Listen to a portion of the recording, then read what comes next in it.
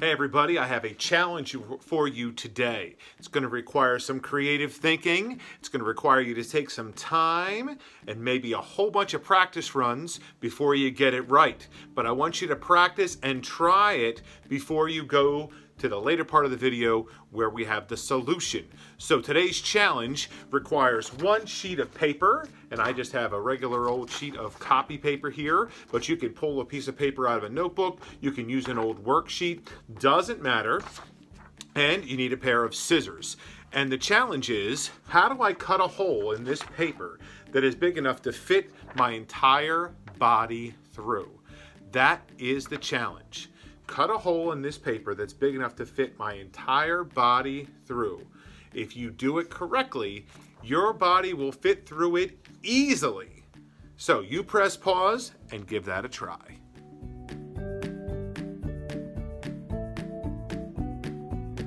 So let me take a guess as to what you tried first.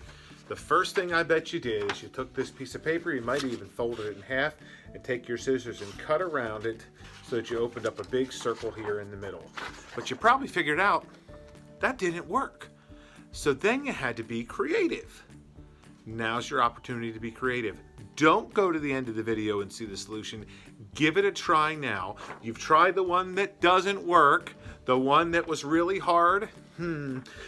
Big enough to maybe fit my head through, but not my whole body. Now, try something else. So did you try it? What did you try? I'd love to hear about it. You can put some of those things in the comments below. I'm going to give you the solution.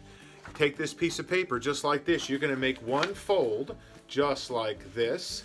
This is, for those teachers out there, the hot dog fold, because it looks long like a hot dog roll and not short and fat like a hamburger one.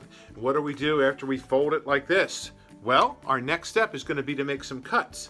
So you're going to start with the side that has the fold on it, and I like to make a nice big cut on this side just like this.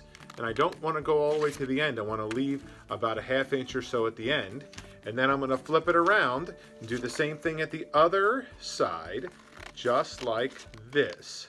So your first cuts that you're making are on the fold side there and on the other side there. Those are the first cuts you want to make. So after you've made those cuts, your paper kind of looks like this.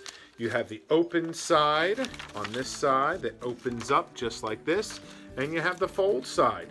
You want to go to the opposite side of where you made your first cuts and make cuts all along that side about every inch or so. Now, me, I don't use a ruler for this, but I know there's plenty of people who would like to do that, and that's a-okay.